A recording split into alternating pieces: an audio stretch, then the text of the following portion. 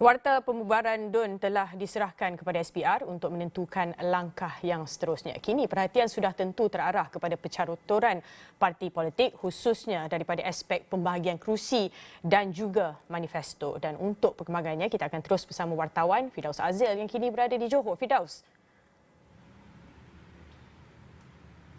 Okey, baik, terima kasih Jasmine. Sebelum itu, saya ingin maklumkan bahawa media hari ini tertumpu ke arah taklimat pilihan raya MIC untuk negeri Johor, yang mana ini merupakan antara siri-siri persiapan bagi parti komponen Barisan Nasional itu untuk bersama-sama menghadapi pilihan raya Johor kali ini. Dan di dalam sebelum ini media melaporkan bahawa bagaimana MIC berhasrat untuk bertanding 5 kerusi, yang mana sebelum ini pada pilihan raya umum ke-14 iaitu pada tahun 2018 di mana MIC Johor telah bertanding di 4 kerusi dan mereka memenangi 2 daripadanya, iaitu di Dun Tenggaruh dan juga di Dun Kahang. Dan hari ini mereka menyampaikan sekali lagi hasrat itu kepada pengerusi perhubungan pengerusi Barisan Nasional Johor, iaitu Menteri Besar Johor sendiri, Datuk Hasni Mohamad, yang mana di dalam ucapannya Datuk Hasni ada memberi respon terhadap permintaan tersebut, tetapi dalam sidang media kemudian juga dia ada menyebut tentang hasrat MIC itu. Kita dengarkan kenyataan Menteri Besar Johor, Datuk Hasni Mohamad.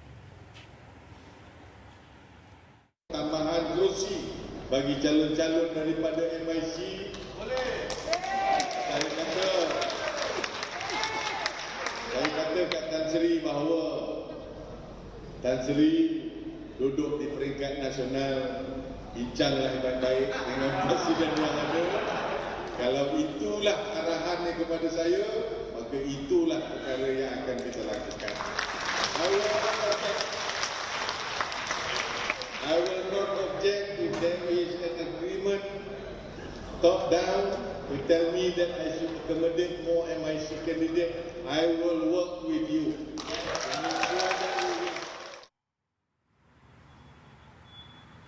Okey, yang mana Menteri Besar Johor itu, Datuk Hasni, berkata sekiranya perkara ataupun beliau selaku pengerusi perhubungan UMNO Negeri serta pengerusi Barisan Nasional Johor menerima arahan ataupun lampu hijau dari pimpinan Barisan Nasional Pusat, maka tidak ada masalah untuk MIC bertanding sebanyak 5 kerusi untuk PRN kali ini. Yang mana sebelum ini media melaporkan 5 kerusi tersebut yang ingin ditandingi oleh MIC ialah Dun Kahang, Dun Tenggaruh, di mana mereka set ataupun bersedia untuk mempertahankan 2 kerusi tersebut. Selain pada itu ialah Dun Mengkibul, Dun Skudai serta Dun Tangkak. Kesemuanya sebanyak 5 kerusi. Dan selain itu sudah pastilah setiap kali pilihan raya kita akan berbicara mengenai manifesto. Jadi kami juga bertanya kepada Menteri Besar Johor tentang apakah perincian. Mungkin ada benda yang boleh dikongsikan beliau tentang manifesto Barisan Nasional Johor kali ini. Tetapi ini respons daripada Menteri Besar Johor. Dengarkan.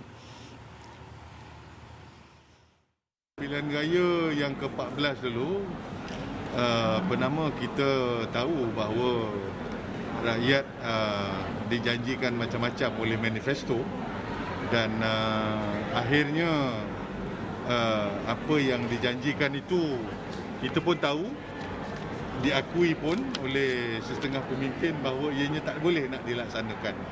Jadi kepada Barisan Nasional pula sebaliknya, sama ada manifesto ataupun apa juga bentuk janji yang kita buat adalah merupakan satu responsible outline yang kita bentuk supaya rakyat faham apakah bentuk kerajaan yang kita nak, bagaimana kerajaan ini nak kita gerakkan untuk membela masa depan rakyat. So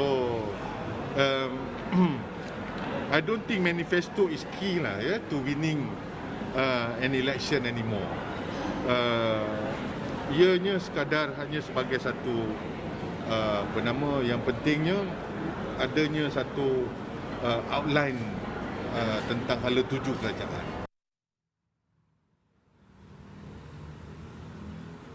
Walau bagaimanapun, saya juga difahamkan bahawa manifesto itu masih sedang disiapkan dan dia berkemungkinan besar akan berlandaskan kepada beberapa pelan yang telah pun dilancarkan sebelum ini, antaranya Pelan Makmur Johor serta Pelan Tindakan Strategik Negeri Johor serta berlandaskan Belanjawan 2022 yang telah pun diluluskan oleh Dewan Undangan Negeri pada tahun lepas. Jadi bermasa ini itu sahaja. Saya kira masih awal lagi untuk kita bercakap mengenai manifesto, tetapi apapun sebarang perkembangan akan kita kongsikan dari semasa ke semasa. Kembali kepada Jasmine, silakan.